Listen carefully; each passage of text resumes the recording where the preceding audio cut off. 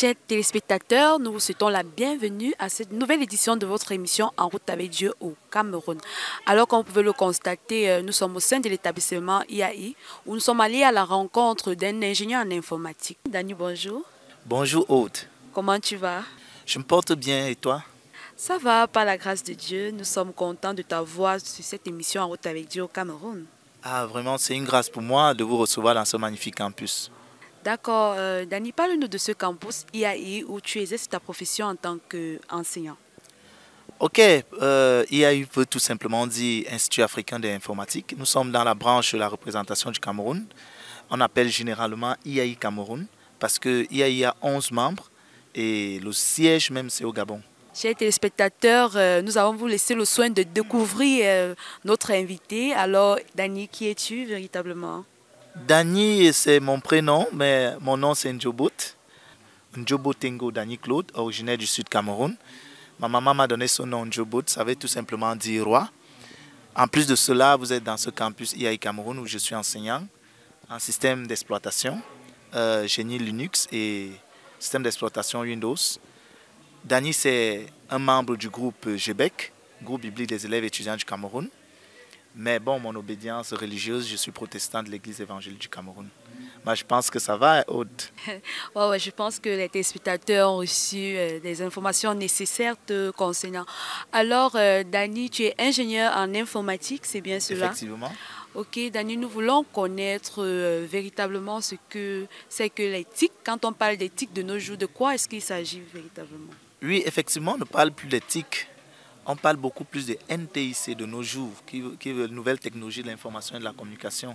Parce qu'on s'est rendu compte qu'à l'époque, c'était TIC. Aujourd'hui, il y a des nouveautés qui se sont ajoutées, telles que le téléphone portable qui s'est ajouté, beaucoup d'autres choses en fait.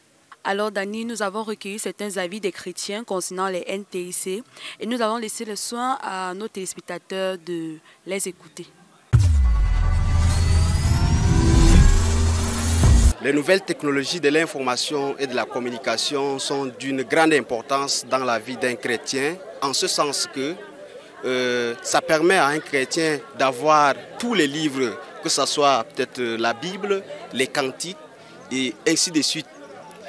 Non seulement ça, ça permet d'accéder à ces différents livres, mais également ça permet de réunir les enfants de Dieu par exemple dans les groupes WhatsApp qui les permet à se communiquer, à partager la parole de Dieu, tant aussi pour les réseaux sociaux comme Facebook. Il y a beaucoup qui prêchent aujourd'hui à travers cet outil et qui conquiert le monde entier et qui peut arriver là où l'homme ne peut pas arriver. Donc c'est d'une grande importance. De nos jours, vu ce qui se passe dans notre monde, nous pouvons dire que le numérique est important parce que nous avons beaucoup de choses que nous pouvons constater. Il y a les Bibles dans les téléphones numériques. Nous avons les réseaux sociaux, les internets qui nous permettent de faire des recherches, de connaître certains petits trucs. Mais nous devons comprendre que nous ne pouvons pas ça ne doit pas être primordial pour nous. Ça doit venir même en deuxième position parce que vu les bienfaits que cela apporte à tout un chacun de nous, cela a aussi des inconvénients sur des jeunes. L'utilisation des téléphones est beaucoup nécessaire à un chrétien, vu que grâce à ce téléphone, tu peux télécharger des musiques religieuses, tu peux installer par exemple la Bible. Le but est de l'utiliser pour des fins nécessaires. Moi, je pense que l'utilisation de WhatsApp est nécessaire jusqu'à un certain niveau parce que vous pouvez avoir des forums de prière, des groupes de prière dans lesquels vous discutez, vous échangez, vous partagez les sujets de prière parce qu'avec le monde d'aujourd'hui, tout le monde n'est pas disponible au même moment. Donc, avoir WhatsApp et être dans un forum chrétien serait nécessaire, mais attention à ne pas à ne pas se laisser emporter parce qu'on peut facilement se laisser distraire dans WhatsApp. Tout d'abord, j'aimerais dire à tout le monde qu'il est important, certes, de rester sur les réseaux, mais savoir comment gérer. Parce que c'est généralement avec les réseaux que quand on est trop actif et tout, on finit par entrer dans des trucs qui ne sont pas bien, peut-être à la recherche de l'argent ou bien parce qu'on voudrait ressembler à des stars. Donc, moi, je peux conseiller que non, les réseaux sont bien, ça aide à nous informer, à connaître les histoires de la vie et autres, mais il faudrait savoir utiliser ça de façon modérée, pour éviter de tomber dans des trucs qui ne sont pas bien ou bien de se faire arnaquer parce qu'il y a déjà assez d'arnaques, surtout sur les réseaux comme Facebook, Instagram et autres. De retour sur ce plateau, comme nous avons pu le suivre, les avis chrétiens, nous constatons que WhatsApp est bien, Facebook est bien. Alors selon toi, Dany, toi qui es ingénieur en informatique et chrétien, quelles sont les utilités de ces NTIC-là? Ok, c'est vrai que vous avez parlé de WhatsApp, Facebook et tout. On va dire que les NTIC, ça ne se passe pas dans ce cadre. C'est un aspect que vous êtes en train de parler. Même la télévision fait partie de ce qu'on appelle les NTIC. Mais du moins, bon, dans les atouts, on peut voir aujourd'hui qu'avec les NTIC, nous avons beaucoup plus la création de nouveaux emplois. Par exemple, avec mon outil téléphonique, je peux faire des ventes en ligne. Je peux vendre mes articles, ainsi de suite. Bon, comme à tout, en tant que chrétien maintenant, on peut par exemple, il y a des correspondants, je peux causer par exemple dans le volet communicationnel, je peux causer avec un pasteur à distance, je peux avoir l'édification, le culte, je peux capter le culte à distance, je peux ne pas peut-être être là, peut-être je ne sais pas où, au Canada, mais je suis le culte d'une église au Canada. Voilà, c'est un atout. Tu vois, l'édification, ainsi de suite. Par exemple, je prends un exemple. Grâce à ces NTIC, je peux capter par exemple Dieu TV et savoir tout ce qui se passe dans le monde entier auprès des chrétiens. Voilà, on a tout.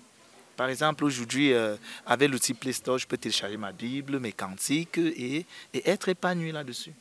Voir même un guide de méditation. Bon, je peux dire que tout cela entre dans les atouts des NTIC. D'accord, Dany. Mais est-ce qu'il n'y a pas de limites à ces NTIC-là? Est-ce qu'il n'y a pas d'inconvénients à cela? Effectivement, comme on l'a toujours dit, tout va de pair. S'il y a des avantages, il y a certainement des inconvénients. Comme inconvénient, la question que je me pose, lorsque je regarde par exemple la télévision, je suis abonné, je ne sais pas, CanalSat, je ne fais pas la publicité, hein, mais je suis abonné. Bon, je sais qu'il y a des chaînes qui sont d'édification, qui peuvent m'aider, bien des chaînes de sciences qui m'apportent en plus. Bon, maintenant la question c'est, lorsque je m'en vais allumer ma télé, qu'est-ce que je vois comme émission? Est-ce que cette émission que je vois m'apporte en plus? Par exemple, je vais parler du domaine pornographique, par exemple. Maintenant, lorsque je prends mon téléphone, quels sont les sites auxquels je m'intéresse?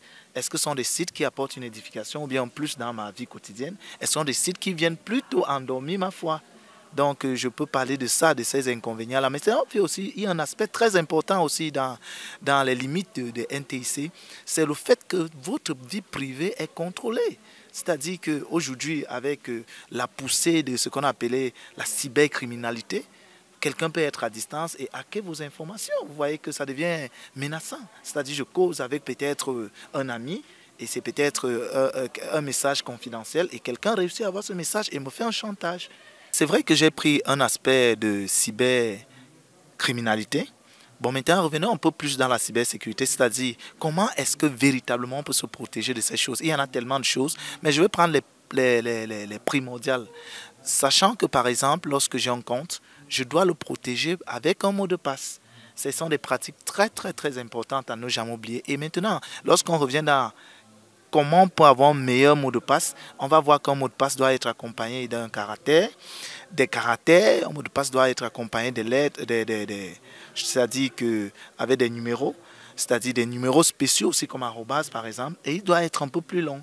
Et si possible, chaque fois, peut-être voire même chaque mois, si c'est possible, renouveler, c'est-à-dire changer le mot de passe. Ça fait partie de la sécurité. Or, aujourd'hui aussi, dans notre domaine, il y a ce qu'on appelle l'utilisation des VPN. Parce que lorsqu'on se connecte, par exemple, sur Internet, on va sur Internet avec une adresse IP. Et cette adresse IP, lorsque j'utilise un VPN, ce n'est pas facile qu'on me hack. Parce qu'exactement, on ne sait pas où je me trouve à un moment T. Parce qu'il y a une génération journalière d'adresse IP. Par exemple, ce sont des tactiques que nous utilisons en tant qu'informaticiens. On va voir aussi le fait que il ne faut pas divulguer aux êtres humains, aux gens, les mots de passe des comptes. Ça peut être le compte, c'est-à-dire le mot de passe téléphonique, ça peut être le mot de passe de Facebook, ça peut être le mot de passe de WhatsApp. Il ne faut pas divulguer, même à votre enfant. Peut-être lui à votre femme, si un individu est marié, ou bien peut-être lui à votre mari, si vous êtes marié. Mais attention au reste du monde, parce que tout fait partie de votre confidentialité, de votre vie, et il faut faire attention. Il y a un aspect aussi très important auquel les gens n'y prêtent pas attention, c'est que lorsque je me connecte par exemple dans Facebook ou bien dans un réseau social, il faut toujours que je me déconnecte. Parce que c'est grâce à ça, lorsque je ne me suis pas déconnecté, que la faille sécuritaire se crée.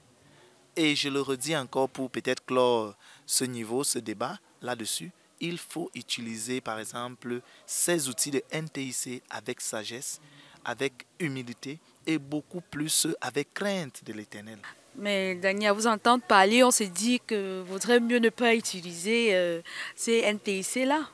Non, non, non, non, il ne faut pas voir la vie comme ça. Répondre à cette question, c'est un peu comme si vous êtes en train de me dire que ce n'est pas bien de manger. Hein? C'est très bien de manger, mais c'est la gourmandise qui devient un problème. C'est la même chose avec tout ce qui est créé. Il faut savoir ce qui n'est pas bien pour nous et ce qui est bien pour nous. D'accord. En tout cas, nous croyons que nos téléspectateurs ont pu comprendre les différentes solutions pour pouvoir éviter tous ces inconvénients-là concernant les NTIC. Alors, Dani, dis-nous concernant ta vie sociale, le quotidien, qu'est-ce que tu fais à part exercer dans ton domaine en tant qu'ingénieur informatique? Ok, au quotidien, qu'est-ce que je fais dans ma vie sociale? C'est que j'aime bien le sport. Donc, chaque week-end, je fais l'effort d'aller jouer au foot avec mon groupe de foot. Nous, ici, on appelle ça les 2-0. Je suis dans un groupe de 2-0 et chaque week-end, je fais l'effort d'aller un peu jouer. Vous voyez même que je suis habillé en sportif. Donc, je pense que c'est très important en tant que chrétien de temps en temps faire un peu de sport. Non, c'est important pour la santé. En dehors de ça, au quotidien, j'aide beaucoup plus les étudiants qui ont souvent des difficultés. Donc, c'est-à-dire en dehors de l'école. S'ils ont des besoins en termes de conseils, en termes éducationnels, je suis souvent là pour les apporter. Bon, on ne va pas oublier l'aspect chrétien, donc c'est-à-dire, comme je disais tout à l'heure que j'appartiens au groupe biblique, je suis dans une cellule, effectivement la cellule de Monty, parce qu'ici c'est regroupé en cellules, une cellule post que j'ai rejoint, la cellule de Monty. En plus de cela, je vais à l'église les dimanches et quand je peux, parce que je ne suis pas encore marié, je prépare et pour bien manger. D'accord, Dani, merci pour ces moments. Tu nous as dit, tu es enseignant, nous allons prendre une pause, le temps pour nous de te voir en situation d'école. Ok, bonjour à tous. Nous allons continuer notre cours de Linux aujourd'hui. Vous savez ce que c'est que Linux, n'est-ce pas? Dans Linux, on parle généralement de génie Linux, n'est-ce pas? En fait, ce nom vient de deux auteurs. Il y a deux auteurs qui sont très importants à retenir. Il y a d'un côté, ici, Richard Stallman. Richard Stallman. Et de l'autre côté, qui connaît? Linux Torvald. Voilà, Linux Torvald.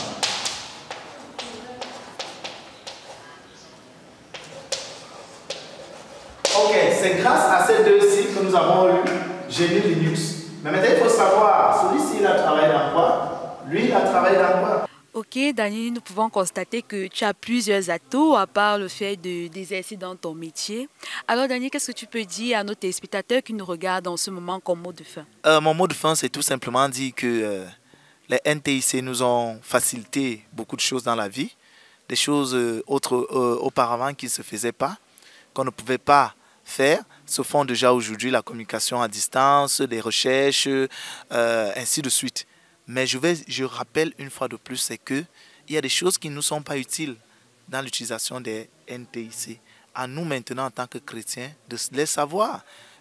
Comme je l'ai toujours dit, vraiment, ça pourrait même être une idole de se lever le matin, ne pas prier, et prendre d'abord son téléphone ou bien d'allumer d'abord sa télé.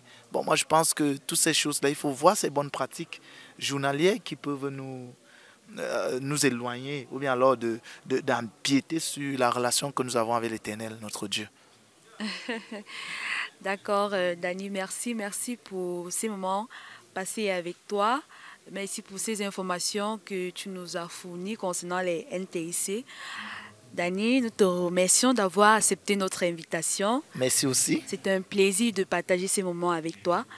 Et nous espérons que nos téléspectateurs ont aussi pris du plaisir comme nous. Alors, nous vous disons à très bientôt pour une nouvelle édition de votre émission En route avec Dieu au Cameroun. Ciao.